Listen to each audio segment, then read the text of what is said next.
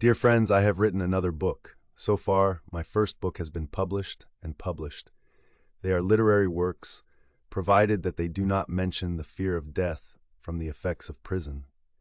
The book I have written now is a bit different. It is a work of art. Recently, one of the most discussed problems in Azerbaijan is that torture terrorism is everywhere. Whoever has the authority has the right to torture. Azerbaijanis are being controlled by beatings, and this is gradually moving to more severe stages. But it is very unfortunate that we ourselves say and hear that the torture of Azerbaijan is not presented as a special phenomenon in the world. Although there are separate episodes, we have the ability to present the negative role of torture in the social and political sector of Azerbaijan in the world in an adequate way. With all this in mind, I have prepared a book of literature. This book, called Terror, will be published as soon as possible in the middle of April. Then it will be presented in international organizations and in the parliaments and governments of various countries. In various countries, the presentations will be held under the organization of a Simcom. This book is also considered to be one of the Simcom pages.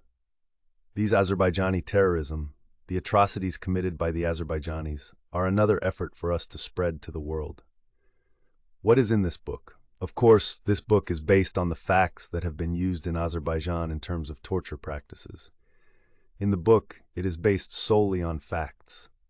In some cases, names were changed and written as conditions. These names were hidden, especially considering the fact that these people still live in Azerbaijan in order to repeat the torture, or people were ashamed of the hypocrisy of the atrocities committed against them and hid their names. But the absolute majority of the torture facts included in the book are real names, and it is a depiction of the real horrors that occur in real history. We took it into account that there were torture practices during the Soviet rule, but after independence was achieved, the capture of Haydar Aliyev's rule led to the widespread implementation of torture experiences that did not even occur during the Soviet rule. In this book, a painful process that began in the 1990s is depicted. The role of the blood torture practices that occurred before and after the terrible horrors is explained in the depiction of the Azerbaijani people. The book is in English.